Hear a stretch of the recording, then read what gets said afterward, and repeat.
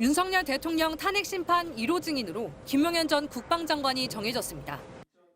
신문은 다음 주 목요일입니다. 윤 대통령 측이 일정도 앞당겨달라고 해서 재판부가 받아들였습니다. 아니 그러니까요. 예. 김용현 정의는 앞으로 바꾸는 문제에 대해서 논의를 하겠다고 그러잖아요. 예, 23일 날 제가 안 된다고 말을 안 했는데 왜 그렇게 말씀하십니까? 윤 대통령과 김 전 장관은 비상계엄 운명 공동체입니다. 국회의 정치 활동을 금지한 계엄포고령 1호 작성 과정에도 얽혀 있습니다. 김 전 장관이 초안을 작성하고 윤 대통령이 승인했다는 게 검찰 수사 결과입니다. 위헌성이 명백해서 윤 대통령이 포고령 1호에 관여했다면 파면을 피할 수 없을 거라는 관측이 많습니다. 일부 문구를 수정하는 한도 내에서만 관여했다 이런 말씀이십니까? 그거는 구체적인 것은 구체적 내용은 김영현 장관 증인 신문을 통해서 정확히. 윤 대통령 측은 김 전 장관이 군사정권 당시 예문을 그대로 베껴와 문구가 잘못된 거라며 책임을 떠넘기는 모양새입니다.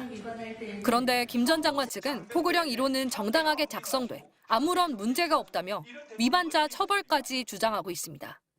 현직 의원이 아닌 한동훈 당시 국민의힘 대표의 국회 본회의장 출입을 도운 건 포고령 1호 위반이라며 이재명 민주당 대표와 박주민 의원, 한동훈 전 대표 3명을 앞서 검찰에 고발도 했습니다. 윤 대통령은 빠져나가려는데 김 전 장관이 붙잡는 형국입니다. 전체적인 검토는 당연히 대통령이 했습니다. 내란죄 법정형은 무겁습니다. 중요 임무 종사자는 최소 5년 이상 징역이나 금고입니다.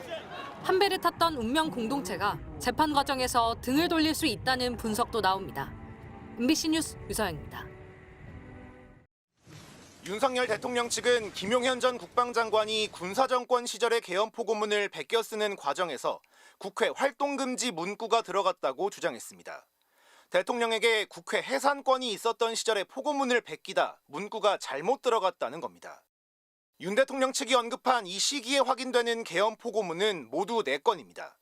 이 가운데 정치 활동을 금지하는 내용은 72년과 80년 포고문에서만 확인됩니다.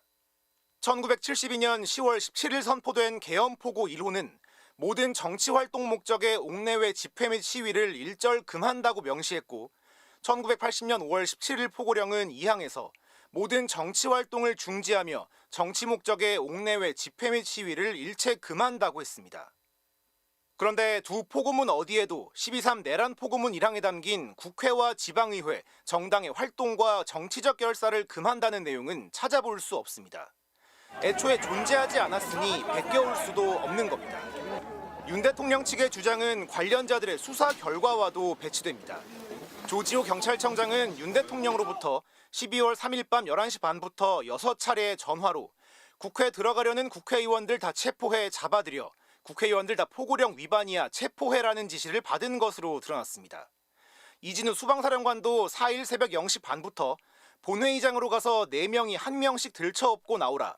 총을 쏴서라도 문을 부수고 들어가 끌어내라는 윤 대통령 지시를 받았습니다.